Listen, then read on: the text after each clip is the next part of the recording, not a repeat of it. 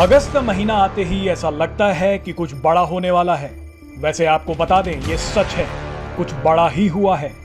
संयुक्त राष्ट्र सुरक्षा परिषद यानी यूनाइटेड नेशन सिक्योरिटी काउंसिल की कमान अब भारत के हाथ में आ गई है।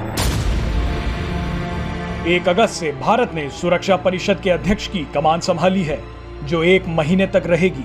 नरेंद्र मोदी पहले प्रधानमंत्री होंगे जो सुरक्षा परिषद की मीटिंग की अध्यक्षता करेंगे।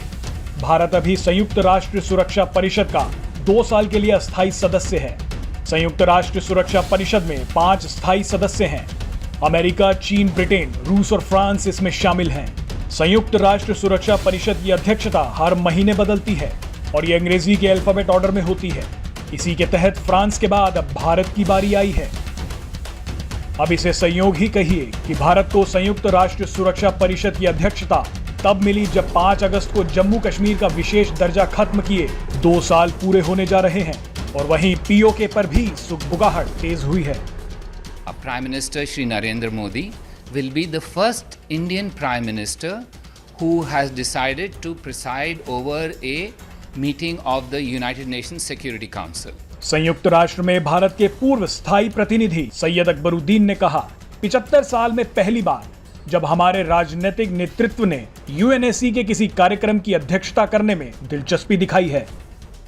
सैयद अकबरुद्दीन ने कहा कि नरेंद्र मोदी पहले प्रधानमंत्री होंगे जो सुरक्षा परिषद की किसी मीटिंग की अध्यक्षता करेंगे।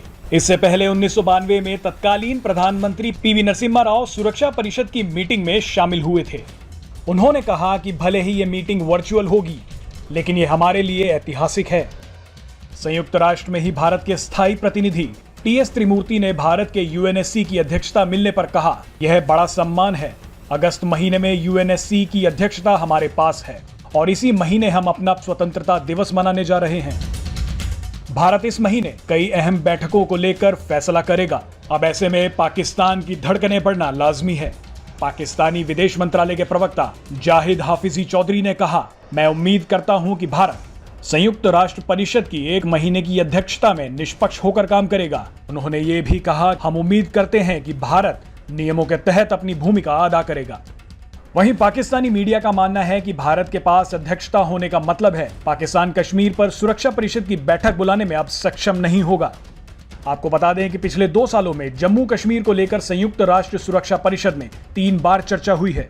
संयुक्त राष्ट्र सुरक्षा परिषद में 15 देश शामिल हैं, जिसमें 5 स्थायी हैं और 10 अस्थायी सदस्य होते हैं। भारत इसका अस्थायी देश है। अस्थायी सदस्य के तौर पर भारत को 2 साल का कार्यकाल मिला है, जो 1 जनवरी 2021 से शुरू हो चुका है। अफगानिस्तान में चल रहे तनाव के बीच अगर कुछ भी अहम होता है तो सुरक्षा परिषद में भारत की अध्यक्षता मायने रखेगी। पाकिस्तान भारत को अफगानिस्तान में बाधा के तौर पर देखता आया है, तो वहीं भारत का मानना है कि पाकिस्तान ही अफगानिस्तान में स्थिति बिगाड़ रहा है। बहरहाल भारत के पास अब कई बड़े मौके आएंगे और कई बड़े मुद्दे भी।